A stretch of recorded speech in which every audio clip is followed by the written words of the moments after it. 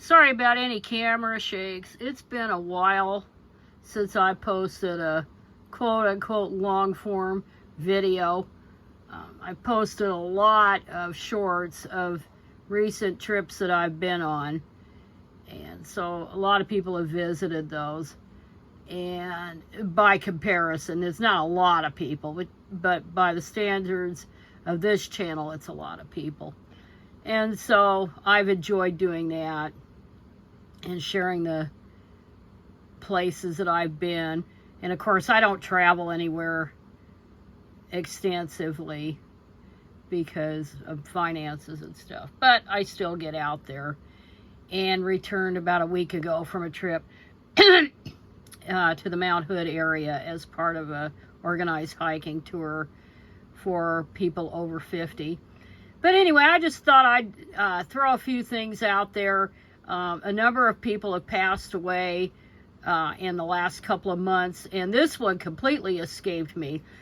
I just found this out a couple of weeks ago that James Robison, who was a very prominent televangelist, especially in the early going of his prominence, early in the Reagan years, had died at the age of 82. And of the deaths we're talking about today, he's the youngest of the ones that I'm going to go into any detail about.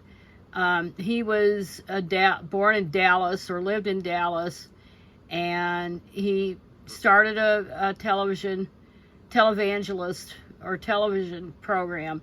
And early on, he was known as very fire and brimstone, very vicious, actually, especially, I remember about gays, he was very, very vicious about them. And so people were paying attention to him, and they thought he had a great future to be in the top tier. And he was kind of in the top tier of the televangelists back then. But then he kind of went into, well, I don't say obscurity, but he was very low-key later on. And that's because I had read somewhere that he had said his wife was really upset with him. His wife and he were married like when they were about 20, I think in college or something, or right out of high school. I think probably right out of high school or something. No, I think in college. I could look it up, and I could look it up here in this obituary. Funeral home obituary. But she was very upset with his style and attitude and stuff, and she said to the effect that that was not the man she married. So he kind of toned down his act. He was still prominent in Republican politics and stuff. He was a Trump supporter. But he just kept his profile a lot lower. Yeah, I think he was born as a product of rape. I do believe. But it's kind of sugar-coated here. He was born in 1943, born in extremely difficult circumstances, but that he didn't go off the deep end. And so, anyway, he was one of the prominent televangelists in the early 80s especially. And then I thought I would note that. And then earlier this month, there was the death of actor Ronnie Shell. And I wouldn't, ordinarily, I wouldn't devote so much time to somebody like this because he was mostly a character actor. But he co-starred with Joby Baker in one of the best sitcoms of the 1960s, Good Morning World, which only lasted actually lasted one season. And one of the people involved in Good Morning World was Carl Reiner, and he was fresh off the Dick Van Dyke Show, which went off the air in 1966.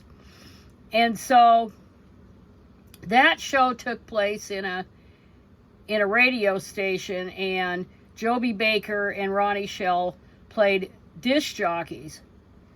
And it was really good. It was really good. And the big attraction on that show, or the biggest thing going for it, even though it lasted only one season, was Billy DeWolf, who was as good a character actor as you would ever find in any show. And this was also a program where Goldie Hawn got her start. I think it was her first professional role.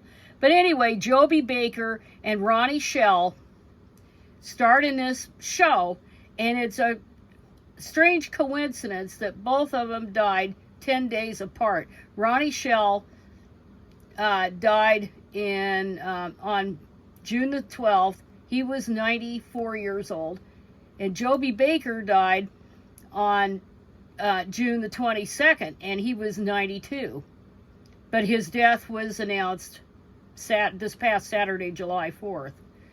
But I thought, that I would feature both of them because they were stars of yes, it was an obscure sitcom, but it was one of the best ones of the decade.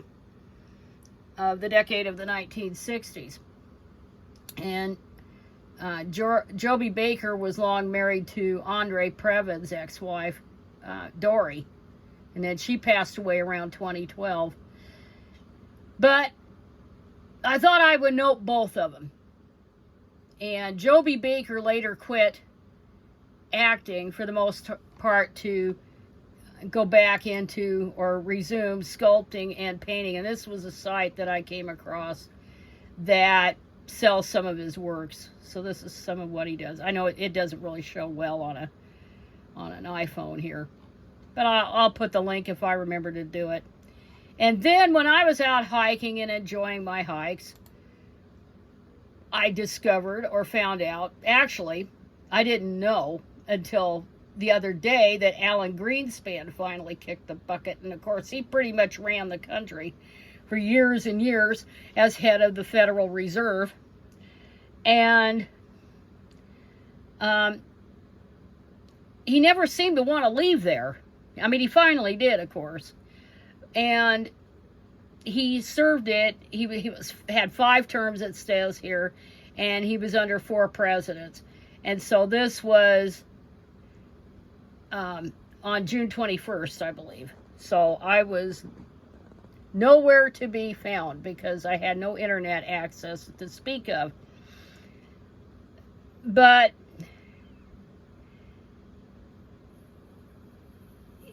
he was one of these damn nut job libertarians of the Ayn Rand type, and he kind of fucked things up.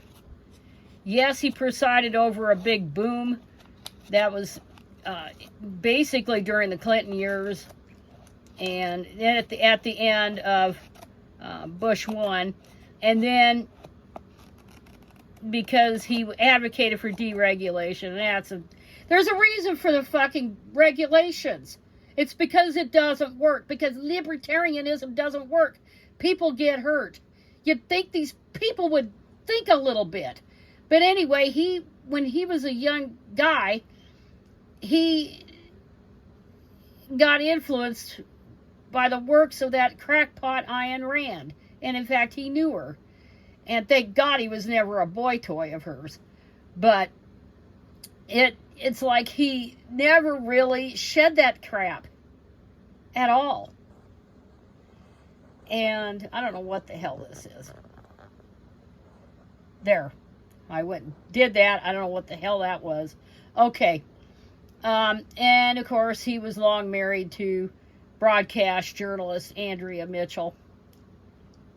But, yeah. I mean, Ayn Rand was screwed up. You don't have to be a psychiatrist to figure that out. That there were a few screws missing from her. And why anybody would think that she was such a great woman, I don't know. Yeah, it says here, Ayn Rand and I remained close until she died in 1982, and I'm grateful for the influence she had on my life. I was intellectually limited until I met her. Well, you know what? You might not have been intellectually limited until you met her. Did you ever think about that, Alan?